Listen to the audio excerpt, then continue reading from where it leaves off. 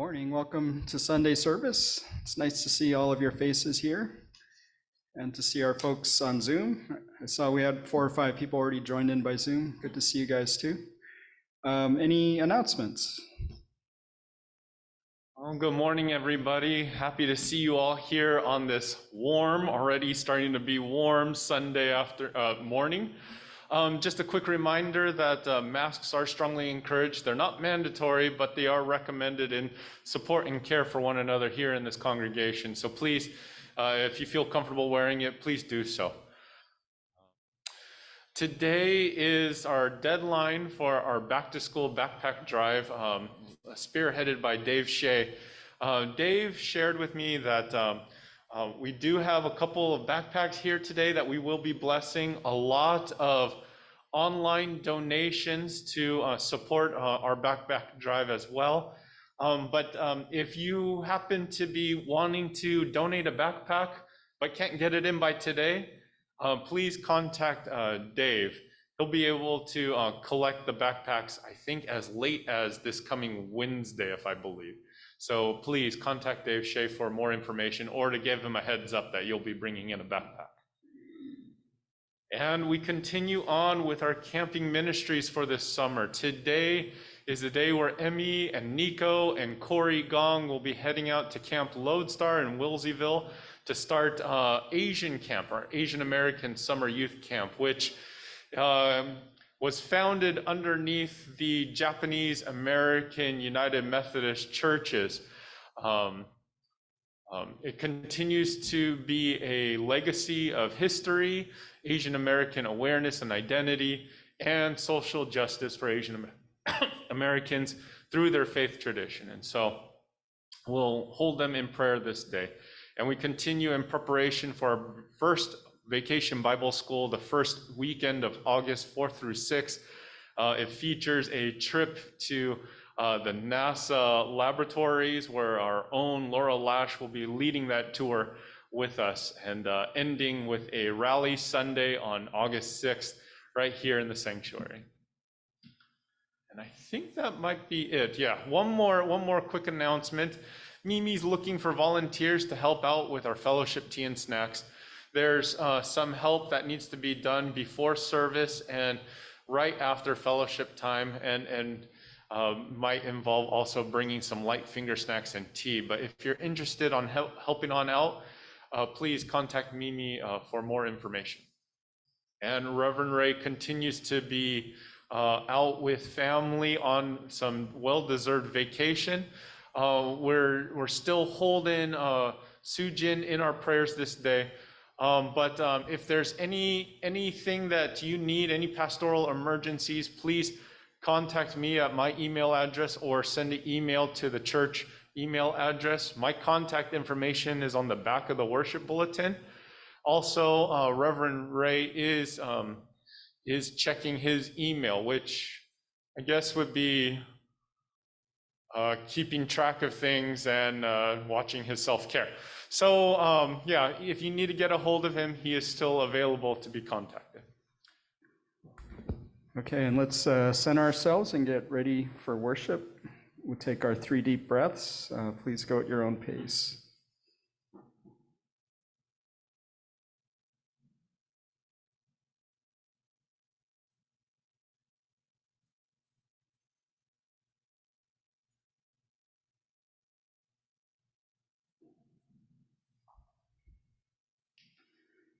Let's join in the call to worship. We look to God with joy and gratitude.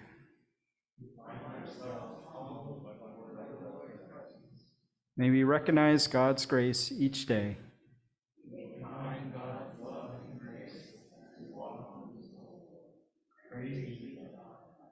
Amen. Please stand if you're able for our opening hymn. It's called "Oh, for a Thousand Tongues to Sing." Oh, and Gordon will lead us. Oh, and Atsuko. Wonderful.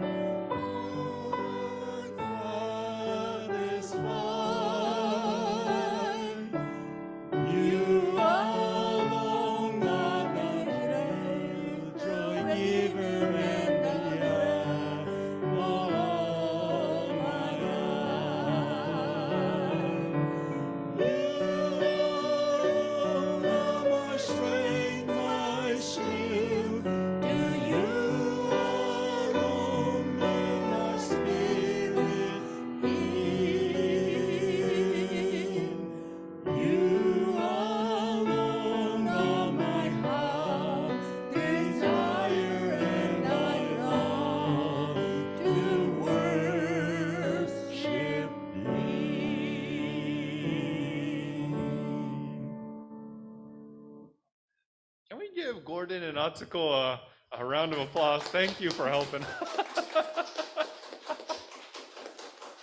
All right.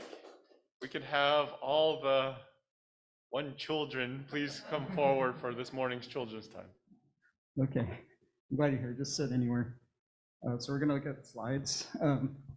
So I'll have to admit to the congregation, I've run out of material, so I'm reusing material I've used before. But I think, Marika, I think you were too young to have seen this before. So anyway, so we're going to look at some slides. Okay, so this is a drawing. You know what this is? Oh, that's the closest anyone's ever come. So she said hands on a wall. I think I've used this 3 times, and that's by far the best guess. It's a bear climbing a tree. Yeah. I think the first time I did this, do you know Corey Gong? He was like in middle school. I think he was in that crowd. So that's how old this is. Let's go to the next one. What do you think this is? Oh yeah, oh, you're good. She said a giraffe's neck, and that is what it is. It's a giraffe walking by a window. Oh, you're good. Okay, and then the next one.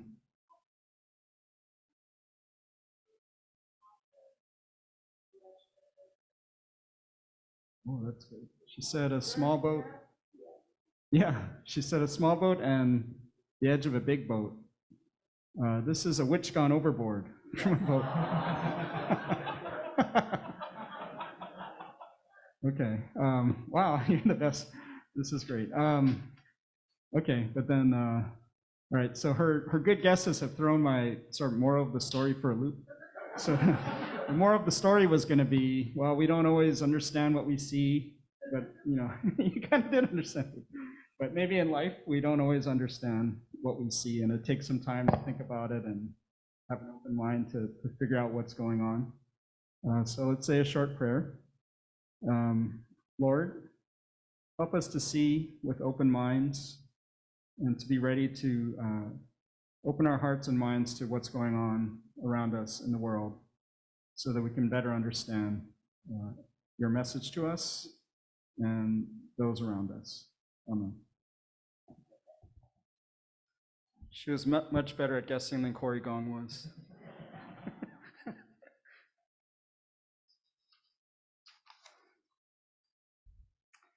Okay, let's do the prayer of the people. God of joy, we give thanks that your message is a message of truth that has affirmed our words and actions for millennia. Continue to build joy in our hearts through the building of your kingdom here on earth and in heaven. O Lord, hear our prayer. Good morning. At this time, if there are any prayer requests or prayer updates, I would love to hear from you all just by raising your hand, or those watching online to lift them up in the chat room. Today, we're going to be just kind of celebrating a number of things. Definitely our back to school drive right here. Belated birthday of David over here. The folks heading out to Asian camp this day. And we do have one prayer request that's on here. Let me read it to everybody. This comes from Iris Law. I have a praise to share this week. This Tuesday, I will have my very last chemo infusion, hopefully ever, and then we'll finally be entering several months of recovery. Thank you everyone for your prayers and practical help, from meals to rides. I've felt so loved throughout this whole ordeal, and definitely grateful to hear the joy and news, Iris. We'll be lifting up you and David at this time in celebration that this might be the road to recovery here. So, are there any prayer requests or updates? Let us pray. Loving and gracious God, we lift up to you those who are on our hearts and minds. We lift up to you Annette Marshall, Lean Carthus, Amy Wake, Andrew Chang, Andrew and Eli Morris and their parents, Chloe Gong, Dale Schwab, David Nakamura, Emily Rich, Reverend Gary, Ginger Powell, Harue Ing, and Iris Law, who lifts up in joy and celebration of having possibly her last chemo infusion. We lift up Camilla Young, Kikuko Niera, Kit Nishira, Leah Haratani, Lester Ing, Mike Okagaki, Mike Sato, Peter Tome, Ray Archide, Robert Chin, Roy Chung, Sherry Meredith, and Sujin Hyun. We ask that you be with each and every one of these folks. Support them with love. Support them with grace. Continue to walk with them in their journey and guide them with love. Loving and gracious God, we look up to you with smiles and joy. We lift up to you wonderful birthday celebrations. And we lift up to you those campers and counselors going to camp this day. We lift up to you our journey together to support those youth in our community with backpacks to get them ready for school. And through all this, God, we give thanks and gratitude that you're a God of joy who can celebrate with us, who can enjoy with us the happiness and fullness of life, and continue to move us in ways to support others, to care for those who sit right next to us, to care for those who are on our thoughts and minds, and to care for those who journey and traverse through life. God, we give you thanks this day. We lift up all these things along with the prayer you taught us to pray by saying, Our Father, who art in heaven, hallowed be thy name. Thy kingdom come, thy will be done, on earth as it is in heaven. Give us this day our daily bread, and forgive us our trespasses, as we forgive those who trespass against us. And lead us not into temptation, but deliver us from evil. For thine is the kingdom, the power, and the glory forever. Amen.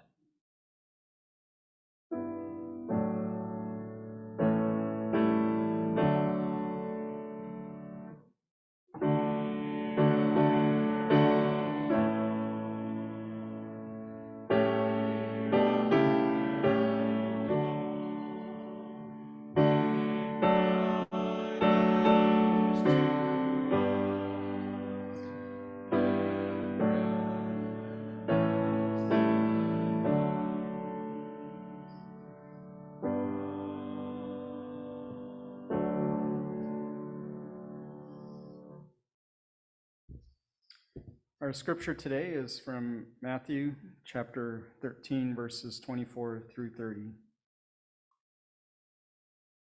Jesus told them another parable. The kingdom of heaven is like a man who sowed good seed in his field. But while everyone was sleeping, his enemy came and sowed weeds among the wheat and went away. When the wheat sprouted and formed heads, then the weeds also appeared. The owner's servants came to him and said, Sir, didn't you sow good seed in your field? Where did these weeds come from? An enemy did this, he replied. The servants asked him, Do you want us to go and pull them up? No, he answered, because while you're pulling the weeds, you may uproot the wheat with them. Let both grow together until the harvest. At that time I will tell the harvesters, First collect the weeds and tie them in bundles to be burned, then gather the wheat and bring it into my barn. Good morning. Will you pray with me? Loving and gracious God, may the words I've been preparing over the last couple of weeks be your message for your kingdom and for your glory. We ask that you continue to speak messages of truth to all of our hearts and minds this day and help us to discern how you're working in this world. All this we pray. Amen. Last week, I shared with you that I've been on this discerning quest about this idea of truth and the dialogue that comes from sharing truth with one another. That there's values that help us see beyond our own context and paradigm when we're able to just share. As Jesus shared with his disciples in the book of John chapter 8, Jesus says, If you continue in my word, you are truly my disciples, and you will know the truth, and the truth will set you free. And so I've been on this journey of trying to understand what truth means for us. What does it mean for us to share our truth? What does it mean to share ourselves, our values, and beliefs with one another? As great as an aspiration as this is, I think it's also worth saying that the church has a huge history of splits and divisions. The most recent being the denomination of the issues of the LGBT community. But the split has always been on the basis that my truth is better than your truth. Glenn, if you can go to the next slide. I attempted to explain with an article last week of a doctor performing the abortion on a 10-year-old who was raped, and the argument of who is right or wrong in this scenario, which truth is best, actually manipulates the many, many truths of God working in this situation. Glenn, you can go to the next slide. In essence, God is bigger than context. God is bigger than context, grace, and truth, than arguing who is more right or wrong in a given situation. Sadly, I mentioned that this perversion of the truth is not the only one, though. And really, there is another manipulation of the truth that is more on the crux of where my mind has been this past month. How many of you have received one of these emails saying that you've been scammed? Your bill is overdue. The king of an African country needs your help right now. Your niece and nephew went on a surprise vacation. They got hurt and need money right now to be wired to them. Or one of these get-rich-quick schemes, or a virus that's been detected on your computer 15 times already. Please confirm your address and telephone number for more information.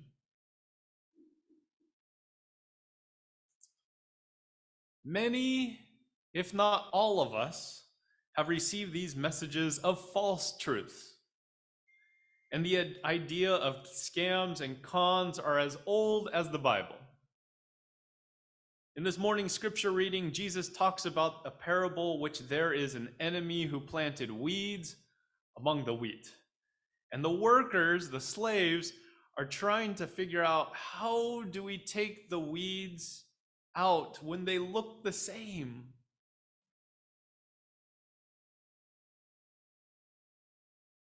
Through the parable, the farmer or owner says, wait until they mature and you'll be able to figure out the wheat and the weeds. And Jesus is sharing the same parable with everybody to say, wait until they mature, and then you'll be able to discern which ones to keep and which ones to throw away. As I shared with you that parables can hold many truths and lessons, the truth and lesson we can glean from this current context is to really wait, to not make any rash decisions, to be patient and discern what is the truth and life of any given situation. Now, the problem is that scams and cons and false truths are getting more sophisticated and aggressive. We're going to jump back 23 years. So Glenn, go to the next slide. Back in 2000, Onel de Guzman created a simple email virus called the love bug. The virus itself was a very simple computer program, but it preyed on one particular thing: emotion. It was reported that 45 million computers were infected by this virus. Billions of dollars were lost to try to recover data and all the time spent of trying to repair all these computers. The emails read, "Kindly check the attached love letter coming from me." And attached was a copy of the virus disguised as a text file with the title saying, "Love letter for you." This is one way of folks using technology to scam and con others. Just recently, a patient of mine was scammed for looking for housing on Craigslist. Someone put a fake ad on Craigslist, also looking for a roommate, that they had a room and needed money to put the down payment or to get everything situated, and cost this patient a couple $100 because of it. Identity theft has always been prevalent, and you've probably heard many reasons to make sure things like your social security number is always in a safe place and don't give that information out. But there's this thing called catfishing, which if you're not familiar with, on social media sites, people can just create fake IDs with false biographies, pull photos from online and create a completely false identity, and then talk with people and glean information and use it for various reasons, either for just direct personal use or for extortion, for all these things.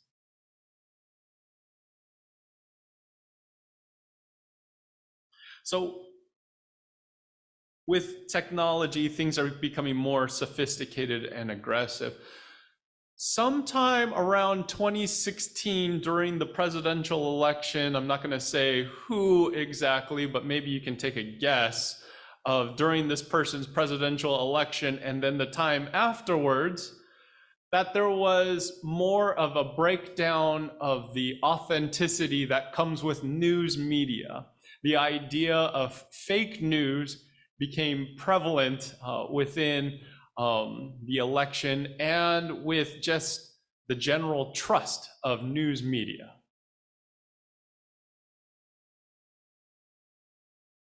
Yes, the idea of disinformation, fake news, and fabricating truth has become more visible. And for the sake of not arguing who or for or against a particular president or presidential election, I will share that the idea of news and media being truthful seems shattered and exposed now, as it seems anyone can argue for or against with no factual basis or background. And I say this because truth on media platforms without credible sources, whether they are true or not, can also become true as long as it is the loudest or the most perceived to be the truthfulness. Ironically, here is me quoting from an article from Scientific American.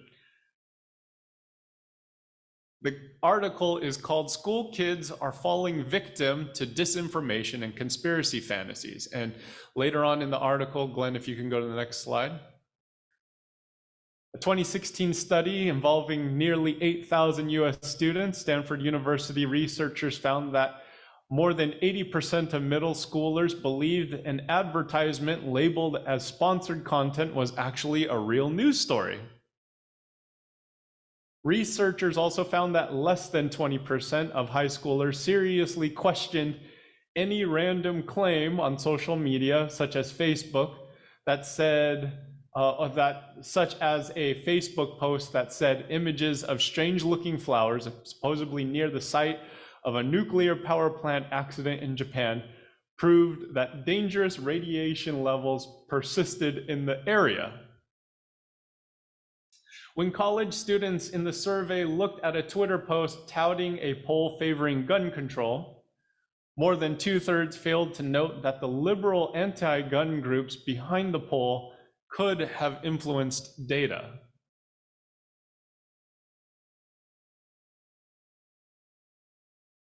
And so with this understanding that even the news we receive, even the factual truths that claim to be true, could be distorted, could have no grounding, could be completely accusational or opinionated.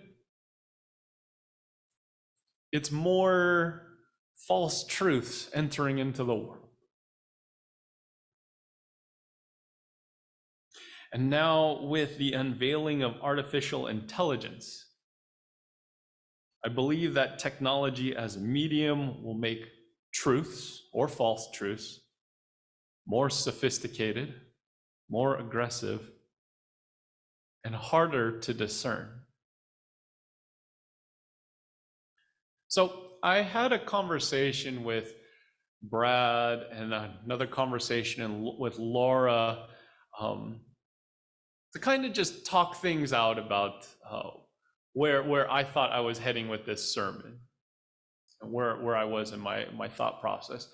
And Laura said, well, why don't you have one of those artificial intelligence applications come up with your sermon?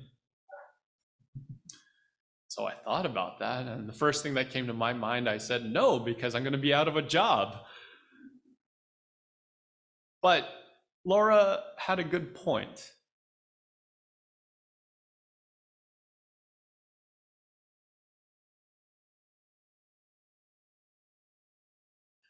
It gave rise to the question, could artificial intelligence at this stage continue to be a technology medium, or could it have enough conscious and sources and sense that it could produce new and exciting truths for us as Christians?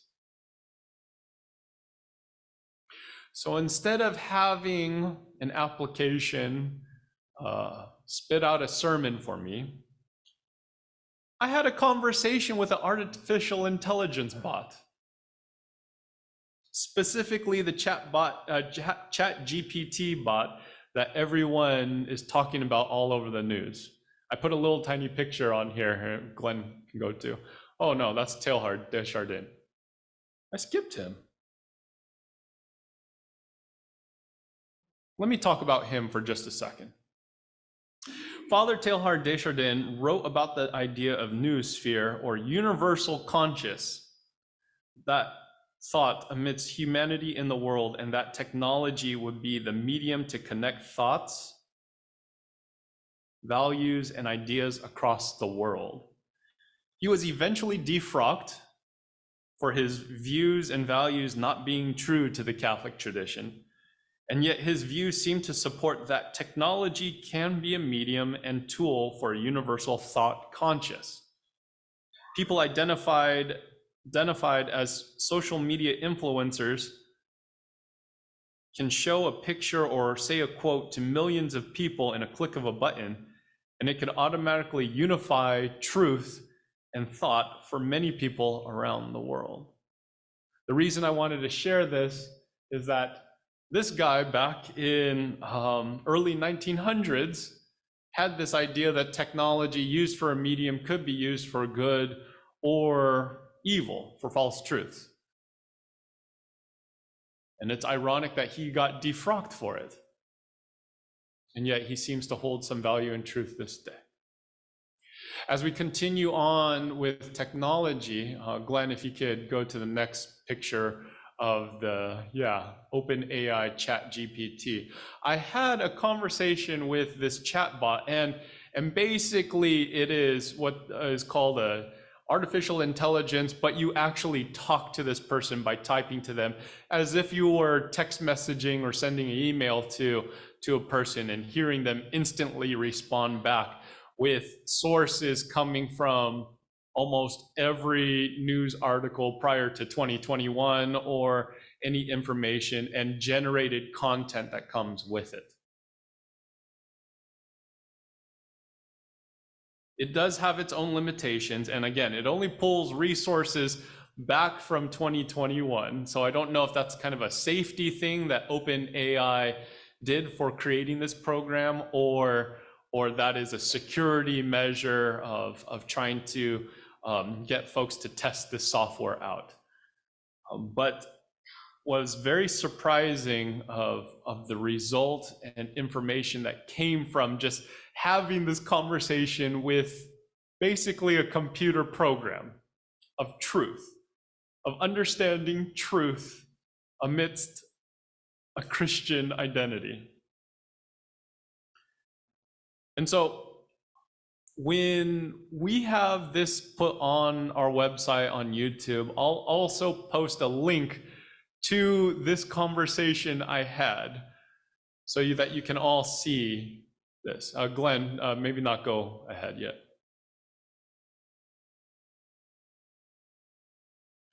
Initially, what I thought the conversation with this chatbot was going to be, it was going to be about artificial intelligence and this morning scripture passage, it being another technology tool to help sharing a message of truth. But what actually came from this conversation was the affirmation of this morning scripture passage with the AI bot sharing it does require a level of maturity and understanding, really going back to the source of any text or truth, and holding on to morals and ethics when using AI. So, Glenn, if you can maybe go now to it. I was asking the ChatGPT bot what its thoughts were about the Wesleyan quadrilateral, which is a huge discernment tool of our United Methodist understanding of topics and discussions. And after kind of giving a brief review of what the Wesleyan quadrilateral was, it shared this. By combining these four elements, individuals and communities within the Wesleyan tradition seek to discern truth and make informed decisions about their faith and practice. It allows for a holistic approach that integrates both intellectual and spiritual aspects of the Christian journey. In the context of the modern age where information is abundant and technology plays a significant role, the Wesleyan quadrilateral can be a valuable framework for evaluating the vast array of religious teachings and interpretations. It encourages believers to engage critically with Scripture, draw from the wisdom of tradition, use reason to address contemporary challenges, and embrace personal experiences as they seek to grow in their faith and relationship with God. Again, strongly recommend you go on YouTube later on this week, click on the link to the conversation. It was a lot more interesting that the information was spit out. I could see from my computer engineering background the snippets of code and summaries of how things kind of get cut and pasted from one thing to another. But the way that they were able to bring information back felt an affirmation of truth to it. It leads me back to our own faith and faith journey in this morning's scripture. In our own maturity and faith journey, we recognize God is moving us. God's constantly moving us and teaching us and using support systems like this church and tools like the Wesleyan quadrilateral. And with all of these things, it is fully possible to discern truth. Part of those things about like the love bug and those scams, they prey on making sure you don't ask for help or guidance or make you feel guilty or cringe when you feel like you've been scammed. And yet, everyone in this room has received those scams and messages, knows how it feels to receive those emails, and knows how to support one another if it ever happens to one of us. It is fully possible to discern truth and false truths, to discern the wheat from the weeds, to discern where Christ is leading us, to expand our minds to the bigger picture where Christ is working and revealing himself. But it takes not just the maturity of the weeds and the wheat to grow. It takes the maturity of the workers as well to understand what's going on, to have patience, to wait.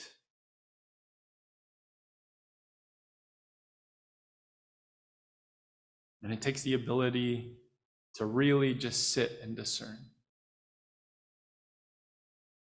At the end of the conversation with this artificial intelligence bot, I asked it to help me glean ideas and quotes of truth from other scripture passages and maybe passages outside of our own faith tradition. The AI bot brought me back multiple quotes. Glenn, if you can go to this next one.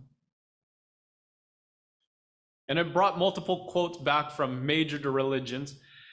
And the first one was a quote from Rumi. For those who may not know who Rumi is a wonderful mystic Muslim poet. And I use a lot of his words and teachings in my ministry, along with scripture and other various quotes from various sources. The quote right here, number one, is this: out beyond ideas of wrongdoing and right doing, there is a field. I'll meet you there. That quote is not only the crux of what I believe our faith journey is, to seek truth and holding truth as a dialogue, but it's also a quote I haven't heard in years. Back when I was a hospital chaplain, back when I was having dialogue and conversation of truth with my Buddhist colleagues in the program, we use that quote amidst the three of us to recognize we all bring our values and beliefs to this table with genuineness and authenticity. And now this computer program, ChatGPT bot, is echoing to me the same quote with no real agenda and no real agenda except for just responding to a question I just asked.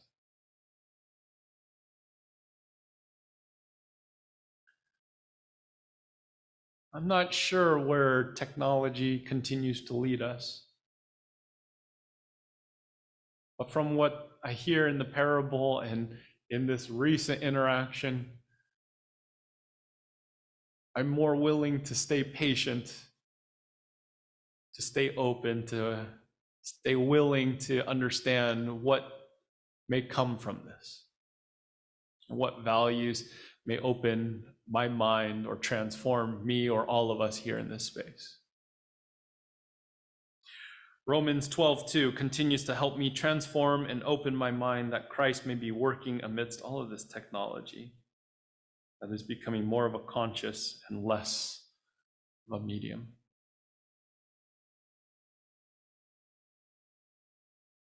Going back to John 8, you will know the truth and the truth will set you free. Grace and peace be with you all this day. Amen. Thank you, Reverend John. I've been personally very worried, excited, scared of AI. You really helped me put it into context, and I appreciate your guidance. Let's join in our closing hymn. It's called Many Gifts, One Spirit. And Gordon's going to lead us. Wonderful.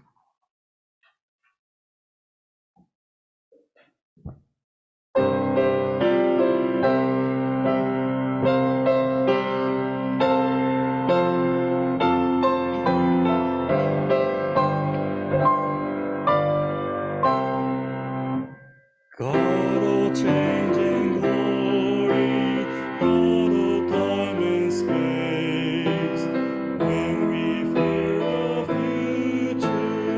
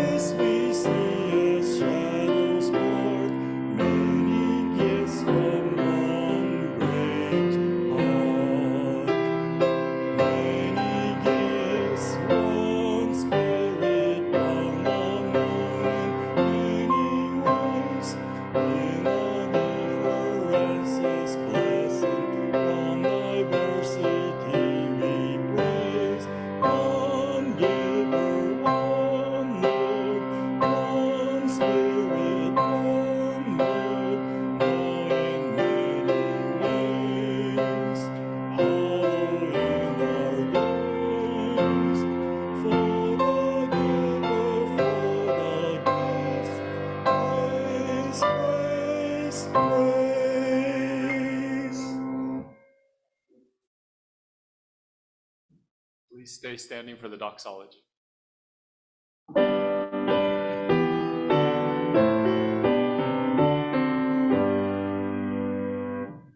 Praise God from whom all blessings flow. Praise God, all creatures here below. Praise God above the heavenly host. Praise Father, Son, and Holy Ghost. Amen. Suci koto iken, kasi komi tataeyo. Ni megumi afururu, cici ni komi tamao.